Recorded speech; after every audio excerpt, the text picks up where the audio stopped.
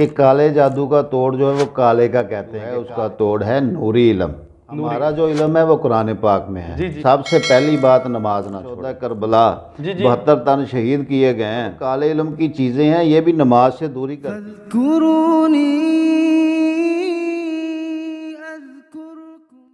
السلام علیکم ناظرین، میں ہوں آپ کا میزبان محمد فیضان۔ ہمارے ساتھ آج موجود ہیں سید انعام حسین شاہ نقوی صاحب۔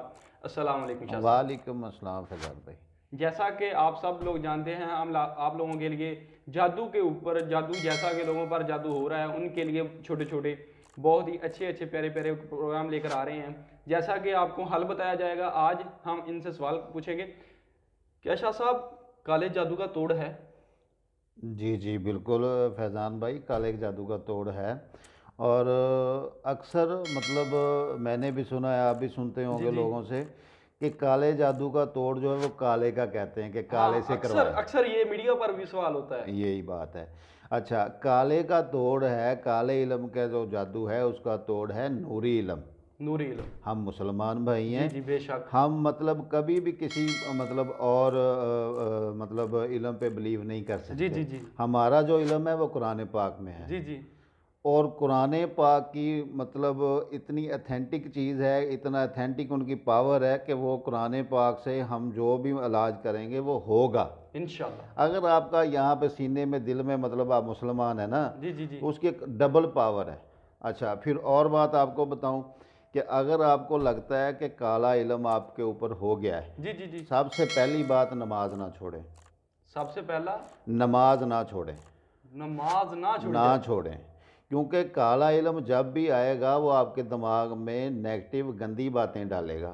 ناظرین، سب سے مین پوائنٹ شاہ صاحب نے جو بتایا نا میں نماز کا ہے، تو میں آپ کو اکثر پروگرام کے لاسٹ میں یہی کہتا ہوں، نماز ہمارے لیے اتنی ضروری ہے جیسے ہمارے جسم کے اندر جان ہے۔ اچھا، دوسری بات آپ کی بات سے مجھے یہ بات یاد آ گئی ہے کہ یہ دیکھیں کہ اگر نماز اتنی ضروری نہ ہوتی تو جو کربلا میں 72 تن شہداء کربلا 72 تن شہید کیے گئے ہیں، مجھے بتائیں کہ وہ نماز اور دین کی خاطر ہوا ہے، اسلام کی خاطر ہوا ہے نا سارا؟ جی بالکل یہی ہوا ہے۔ بالکل۔ اور یہ جو مطلب کالے علم کی چیزیں ہیں یہ بھی نماز سے دوری کرتی ہیں، نماز سے یہ ہٹاتی ہیں، کیونکہ شیطان نے اللہ کی ذات کو چیلنج کیا ہوا ہے۔ صحیح ہے کہ میں نے آپ کے بندے جو ہیں وہ اکھاڑنے ہیں، اور اللہ کی ذات نے کہا ہے کہ مطلب جو میرے ہیں وہ نہیں تم اکھاڑو گے، ان کو رستے سے نہیں تم مطلب اتارو گے، ٹھیک ہے؟